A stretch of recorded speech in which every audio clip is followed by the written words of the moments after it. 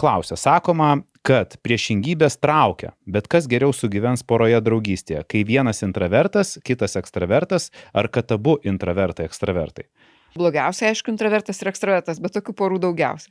Nes yra didžiausias skirtingumas, intravertas nukenčia, intravertas traukiasi nuo to ekstraverto, intravertui tiek daug nereikia, bet ko gero didžiausia bėda yra konfliktuose.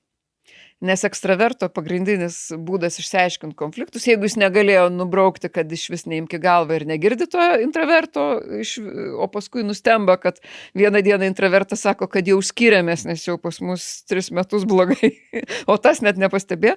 Bet kitais atvejais, tai konflikto metu ekstravertui norisi, taigi imam ir išsiaiškinam ir bus ramu, greitai. O intravertui, jeigu jau kažkas ne taip, jau kažkokios čia kibirkštis lakstų, jisai nori nueiti, nurimti, apgalvoti, jam per sunku, jis per jaučiasi blogas, jis jaučiasi išsigandęs, jam ta emocija jį, reiškia, veikia per smarkiai ir jisai tada traukiasi, o tas gaudo. Jeigu ekstravertas vis tiek prie jo prisilaužia ir apipila savo emocijom, tai intravertas gali ir savaitę užsidaryti.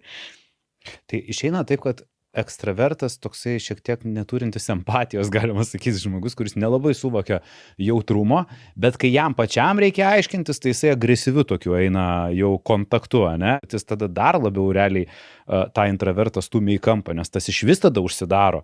Ir čia gaunasi iš viso tokia ir priešprieša jau tada tam. Na, ekstravertas nėra blogas. Jisai nori tiesiog greičiau. Jis nori greitesnio rezultato. Taip, išsiaiškinam ir paskui Padarėm sėdėsim ir viskas, apsikabinę, taip. viskas bus gerai, jisai ir pykčio ilgai nelaiko. Okay. Intravertas pykti ilgiau laiko. Ir ekstravertas nėra kaip psichopatas ar narcisistas, kad neturėtų empatijos. Jis ją turi, tik tai jisai kažkaip užmiršta ją panaudoti. Jeigu intravertas sakys, stop, dabar pasakyk, kaip tu mane supratai, tai jis puikiai pasakys. Tik tai ekstravertas lekia dideliu greičiu, jis tiesiog nespėja tos empatijos parodyti, bet jis gali tai padaryti. Ir kai ekstravertai jau įstumti į kampą, jie labai empatiški būna. Bet kai tu pasakei, kad jeigu ten ekstravertas su ekstravertu, intravertas su intravertu, o daugiausia porų intravertai ekstravertai, ne, tai gerai,